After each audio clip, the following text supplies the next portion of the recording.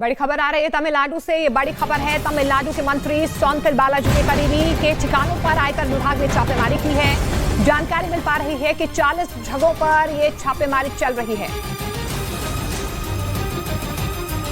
तो मंत्री सेंथिल के करीबियों पर ये छापेमारी चल रही है। सेंथिल बालाजी के भाई के घर पर भी छापेमारी हुई है। जानकारी मिल पा रही है कि लगभग 40 जगहों पर ये छापेमारी चल रही है।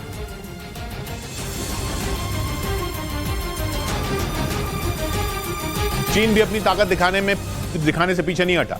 चीन ने दक्षिण चीन सागर में 80 घंटे तक लंबी चौड़ी मिलिट्री ड्रिल की, जिसकी अगुवाई चीन के 10,000 टन के जंगी जहाज ने की और अमेरिका को सीधी चेतावनी दी कि वो आग से खेलने की गलती न करे, क्योंकि अगर अमेरिका चीन की तरफ आंख भी उठाकर देखेगा तो चीन उसे खून के आंसू रुला देगा। चीन दक्षिण चीन सागर को अपना बताता है और इसलिए वो वहां टापू बनाकर उन पर अपने हथियार भी तैनात कर चुका है, मगर अमेरिका चीन के दावे को नहीं मानता।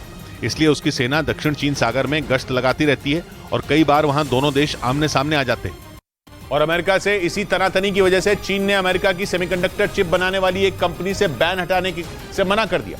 अमेरिका की मांग थी कि चीन जल्द से जल्द उसके देश की कंपनी से बैन हटा दे, लेकिन चीन ने अमेरिका की मांग ठुकराते हुए सेमीकंडक्टर चिप बनाने वाली कंपनी पर बैन जारी रखने का फैसला लिया। चीन का आरोप है कि इन चिप के जरिए अमेरिका उसकी जासूसी कर रहा था, साथ ही वो चीन से जुड़ी खुफिया जानकारियां ताइवान और जापान तक भी पहुंचा रहा था। दावा है कि इसी से निपटने के लिए चीन ने 1 साल पहले से ही अमेरिकी चिप के इस्तेमाल को काफी हद तक घटा दिया था और फिर अचानक उसने सेमीकंडक्टर चिप बनाने वाली अमेरिकी कंपनी पर ही बैन लगा दिया और अमेरिका के कई बार कहने के बावजूद उसने अपने इस फैसले को बदलने से साफ इनकार कर दिया।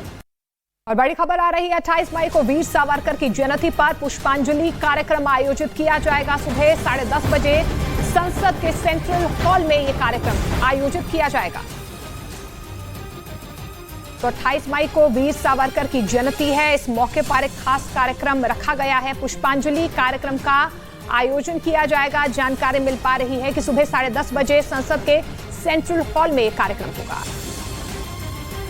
ईरान के मीडिया के मुताबिक इजरायल की सेना ने उसके जासूसी ड्रोन पर सीरिया की तरफ से किए गए हमले का करारा जवाब दिया। पश्चिमी मीडिया का दावा है कि पिछले महीने ही इजरायल ने सीरिया और चरमपंथी संगठन हिजबुल्लाह को ईरान का साथ छोड़ देने की धमकी दी थी, लेकिन सीरिया पर धमकियों का कोई असर नहीं हुआ। इजरायल का आरोप है कि ईरान उस पर हमले के लिए सीरिया में चरमपंथी संगठन हिजबुल्लाह के आतंकियों को पालता है और इसी वजह से वो सीरिया में घुसकर ईरान के समर्थन वाले आतंकी संगठन के ठिकानों पर वार करता है। लेकिन इजरायल तब आग बबूला हो गया जब उसके एक जासूसी ड्रोन पर सीरिया ने हमला कर दिया। इसके बाद इजरायल की सेना ने सीरिया पर जवाबी हमला करते हुए एक के बाद एक कई रॉकेट दाग दिए। इजरायल का दावा है कि उसके इस हमले में सीरिया की सेना को काफी नुकसान पहुंचा, हालांकि सीरिया की तरफ से कोई जानकारी नहीं दी गई। यूक्रेन जंग बीच रूस से भारी मात्रा में सोना खरीदकर यूएई यानी संयुक्त अरब अमीरात ने रूस पर लगे पश्चिमी देशों के बैन के असर को कम कर दिया। जंग शुरू होने के बाद से ही अमेरिका समेत यूरोप के देशों ने रूस पर सख्त प्रतिबंध लगाए हुए हैं।